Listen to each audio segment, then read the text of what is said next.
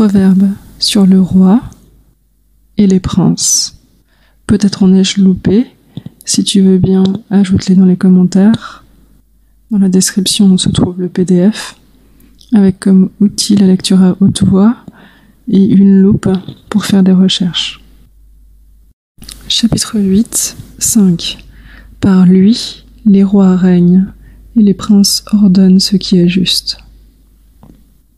Chapitre 14, 28 et 35. Dans la multitude du peuple est la gloire d'un roi, mais quand le peuple manque, c'est la ruine du prince. La faveur du roi est pour le serviteur prudent, mais il aura de l'indignation contre celui qui lui fait honte. Chapitre 16, 10 et de 12 à 15. Des oracles sont sur les lèvres du roi, mais sa bouche ne s'écarte point du droit. Les rois doivent avoir horreur de faire le mal, car c'est la justice qui a fermé le trône. Les rois doivent prendre plaisir aux paroles justes et aimer celui qui parle avec droiture. La fureur du roi est un messager de mort, mais l'homme sage l'apaise. Le visage serein du roi donne la vie, et sa faveur est comme la nuée qui porte la pluie de l'arrière-saison. Chapitre 19, 12. L'indignation du roi est comme le rugissement d'un jeune lion, mais sa faveur est comme la rosée sur l'herbe. Chapitre 20, 2 et 8, 26 et 28.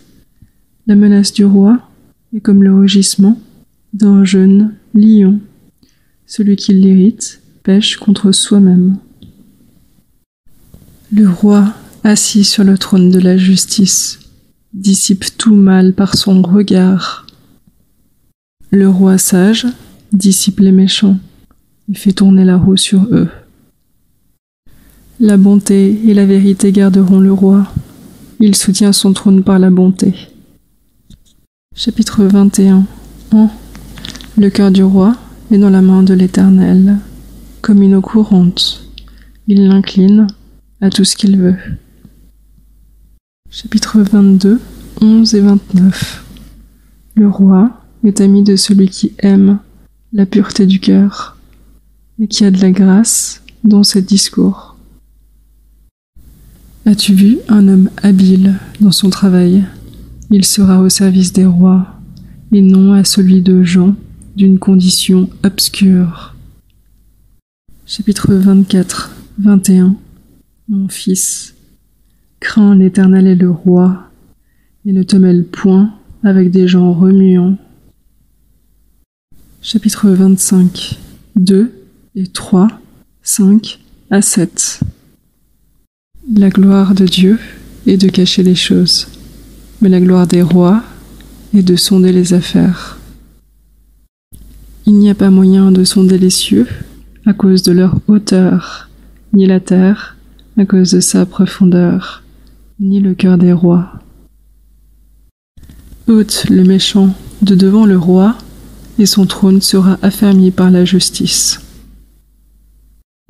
Ne fais point le magnifique devant le roi, et ne te mets point au rang des grands, car il vaut mieux qu'on te dise « Monte ici », que si l'on t'abaissait devant le prince que tes yeux auront vu. Le prince est fléchi par la patience, et la langue douce brise les os.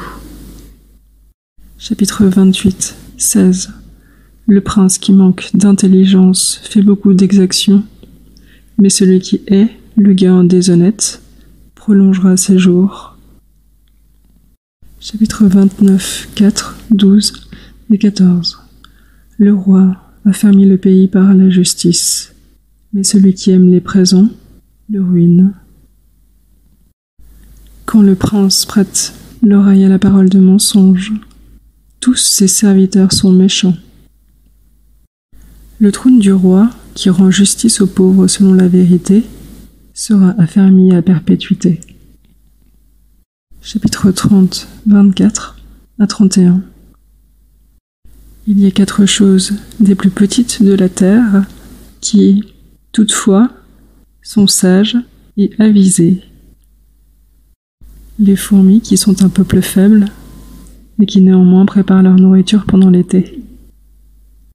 Les lapins qui sont un peuple qui n'est pas puissant, et cependant, ils font leur maison dans les rochers. Les sauterelles qui n'ont point de roi, et cependant, elles vont toutes par bandes. Le lézard qui se tient avec ses mains, et qui est dans les palais des rois. Il y en a 3 qui marchent bien, même 4, qui ont une belle démarche. Le lion, le plus fort d'entre les animaux, qui ne recule point devant qui que ce soit. Le cheval, oufflant, bien harnaché. Et le bouc, et le roi à qui personne ne peut résister. Chapitre 31, 3 à 5.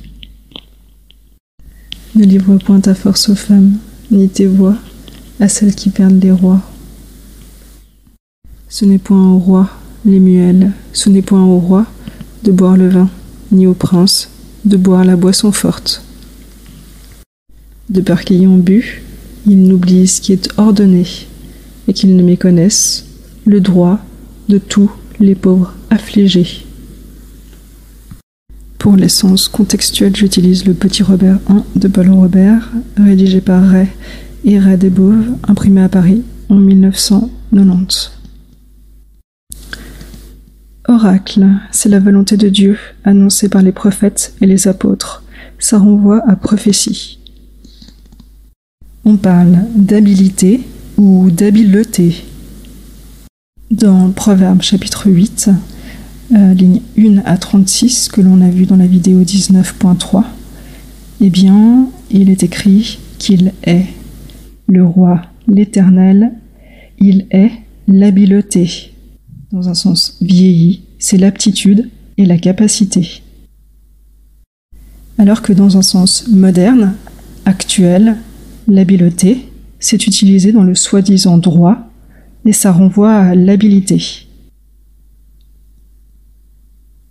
L'habilité, dans un sens vieilli, c'est la qualité qui rend apte à. Alors que dans un sens moderne, dans le soi-disant droit, ça renvoie aussi à la capacité. Une capacité ici qui s'acquiert et qui n'est pas innée. Donc tu seras d'accord pour dire qu'on se trouve ici dans un enchevêtrement, dans un emmêlement. À qui appartient la capacité? Qui détient la capacité?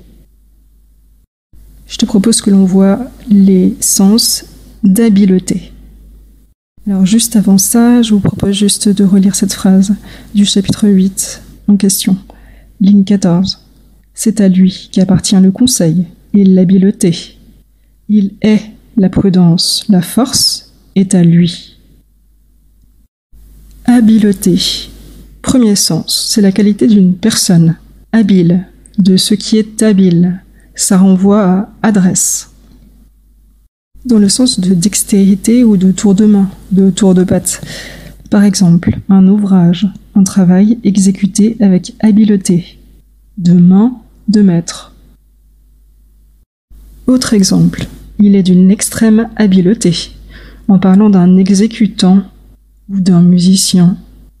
Ça renvoie à brio ou à virtuosité.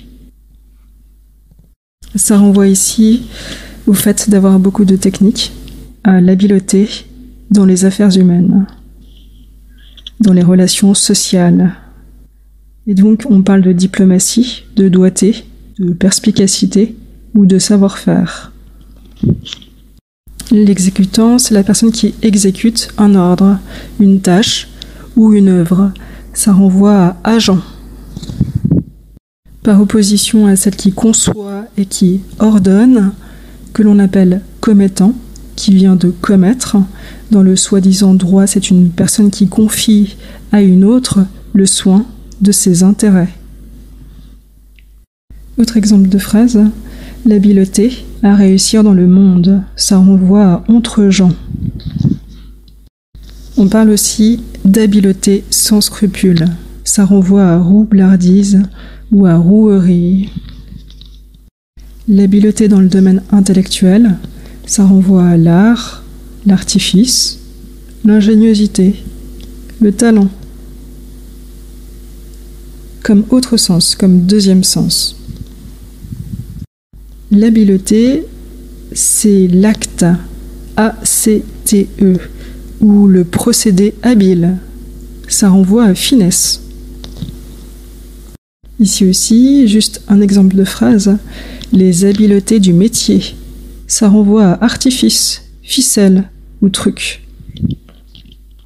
Pour terminer l'habileté, Jules Siegfried nous dit « Les finesses et les habiletés comptent pour peu de choses dans l'œuvre des véritables hommes d'État. » Ça renvoie à ruse. Remuant, étymologiquement signifie changeant. Un remuant, c'est celui qui se dépense, qui a des activités multiples et un peu brouillonne. C'est celui qui mêle tout ou qui emmêle tout. Il n'a pas d'ordre, ni de méthode. Ça renvoie à confus ou désordonné. On parle par exemple d'un esprit brouillon. Exaction. Étymologiquement, c'est l'action d'exiger le paiement d'un tribut ou d'un impôt. C'est l'action d'exiger ce qui n'est pas dû ou plus qu'il n'est dû. Spécialement, plus étroitement, en parlant d'un agent public, ça renvoie à extorsion, malversation, rançonnement, vol. Finalement, on appelle concussion les exactions commises par un fonctionnaire.